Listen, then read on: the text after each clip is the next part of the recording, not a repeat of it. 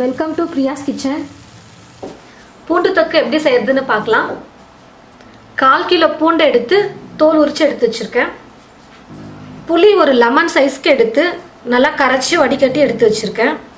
நல்லெண்ணெய், கடுகு, மிளகாத்தூள், சீரகம் 1 ஸ்பூன், பெருங்காயம், மஞ்சள் தூள், வெந்தயம் 1/4 டீஸ்பூன், தனியா 1 ஸ்பூன். இப்போ பூண்டு தொக்கு செய்யலாம். பூண்டு தொக்குக்கு ஃபர்ஸ்ட் பொடி ரெடி பண்ணிக்கலாம். வெந்தயம் போட்டு நல்லா வறுத்துக்கலாம். எண்ணெய்லாம் எதுவுமே ஊற்றாம வெறும் கடாயில்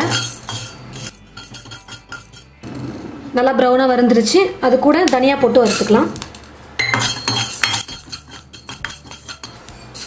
சீரகம் எல்லாம் நல்லா வறுந்துருச்சு. கேஸ் ஆஃப் பண்ணிக்கலாம். நல்லெண்ணெய் கொஞ்சமாக ஊற்றி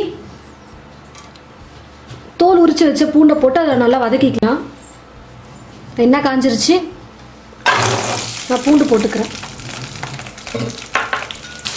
பூண்டை நல்லா பொன்னிறமாக வர அளவுக்கு வறுத்துக்கலாம். டெய்லி சமையலில் பூண்டை சேர்த்துக்கோங்க. உடம்புக்கு ரொம்ப நல்லது பூண்டு சாப்பிட்றதுனால. பூண்டு நல்லா வதங்கிடுச்சு. இப்போ நம்ம எடுத்துக்கலாம். இப்போ இந்த பூண்டை நான் எடுத்துக்கிறேன். ஏன்னா நம்ம இப்போ அதை அரைக்க போகிறோம். எண்ணெய் இல்லாமல் ட்ரை பண்ணி எடுத்துக்கோங்க.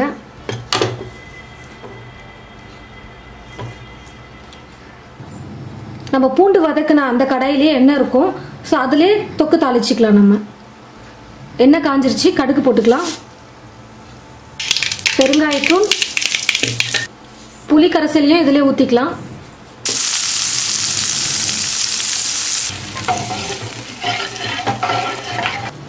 மஞ்சள் தூள், மிளகாத்தூள்,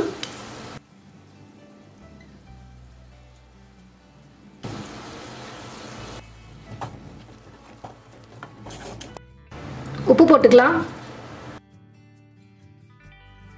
எல்லாம் நல்லா கலக்கி விடுங்க.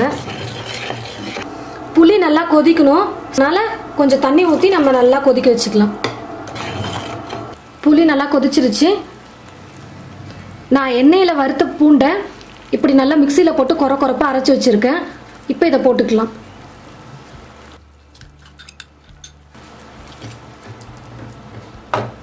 நல்லா கொதிச்சு கட்டியாக வர வரைக்கும் ஒரு 2 நிமிஷம் அப்படியே விடலாம்.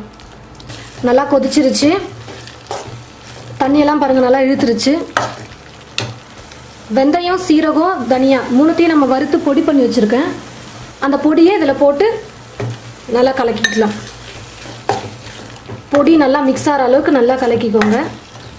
பொடியெல்லாம் போட்டு ஒரு 2 நிமிஷம் மிக்ஸ் பண்ணால் போதும். ரொம்ப நேரம் கலக்க வேணாம். பூண்டு தொக்கு ரெடி ஆகிடுச்சு. ஸ்டவ் ஆஃப் பண்ணிக்கலாம். பூண்டு தொக்கு செஞ்சு பார்த்துட்டு பிடிச்சிருந்ததுன்னா கமெண்ட் பண்ணுங்கள். எல்லோரும் பார்க்கணுன்னு நினச்சிங்கன்னா ஷேர் பண்ணுங்கள். சேனலை மறக்காமல் சப்ஸ்கிரைப் பண்ணுங்கள். தேங்க்யூ.